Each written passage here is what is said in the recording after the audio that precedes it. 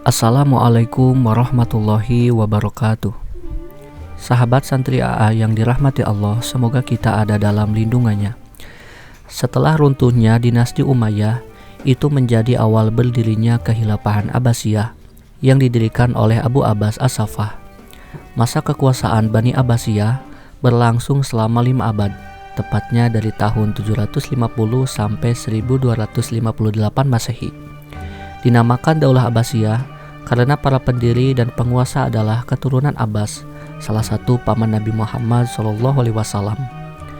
Latar belakang berdirinya dinasti Abbasiyah adalah adanya beberapa kelompok umat Islam, di antaranya kelompok Syiah dan Khawarij, yang sudah tidak mendukung lagi terhadap kekuasaan Imperium Bani Umayyah, kekhilafahan sebelumnya, karena beberapa faktor. Dan pada abad ke-7 terjadilah pemberontakan di seluruh negeri. Pemberontakan yang paling dahsyat dan merupakan puncak dari segala pemberontakan, terjadi peperangan antara pasukan Marwan ibnu Muhammad, khalifah terakhir dinasti Umayyah, dan pasukan Abu Abbas As-Saffah, yang akhirnya dimenangkan oleh Abu Abbas As-Saffah.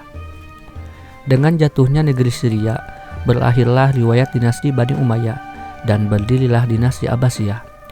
Pada mulanya dinasti ini berpusat di kota Al-Hasimiyah dekat Kufah. Kemudian Al-Mansur memindahkannya ke kota Baghdad dekat ibu kota Persia pada tahun 762 Masehi.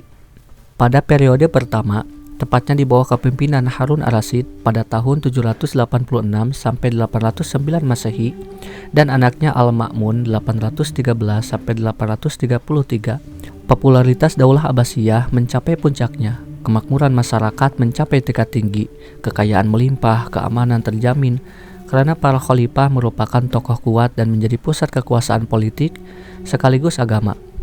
Pada masa ini, negara Islam menempatkan dirinya sebagai negara terkuat dan tak tertandingi. Kekayaan negara yang banyak dimanfaatkan Harun ar-Rasyid untuk keperluan sosial dan mendirikan rumah sakit, lembaga pendidikan dokter, dan farmasi. Pada masanya sudah terdapat paling tidak 800 orang dokter. Wilayah kekuasaan yang membentang dari Laut Atlantik hingga Sungai Indus di India, dan dari Laut Kaspia sampai Sungai Nil menjadi bukti keberhasilan perluasan kekhilafahan Bani Abbasiyah. Selain itu, periode ini juga menjadi landasan perkembangan filsafat dan ilmu pengetahuan Islam. Perkembangan ilmu pengetahuan sangat maju yang diawali dengan penerjemahan naskah asing, terutama yang berbahasa Yunani. Kota Baghdad menjadi pusat pembelajaran dengan berdirinya Baitul Al-Hikmah atau rumah kebijaksanaan. Kemudian munculnya ilmuwan-ilmuwan muslim yang menjadi wasilah majunya ilmu pengetahuan. Temuan dan karangan-karangannya masih digunakan sampai abad modern. Di antaranya adalah Ibnu Sina, dikenal sebagai Father of Pharmacology atau Bapak Farmologi, dan Syekh Rois at-Tabib atau Maha Guru Kedokteran. Karyanya yang terkenal yakni Al-Qanun fi at-Talib sudah diterjemahkan dalam 15 bahasa dunia.